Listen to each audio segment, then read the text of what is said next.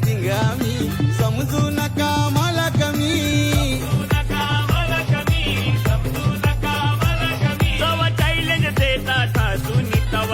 सुटला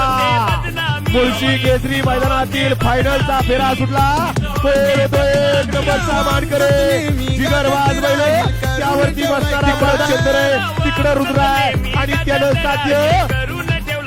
केलं साध्य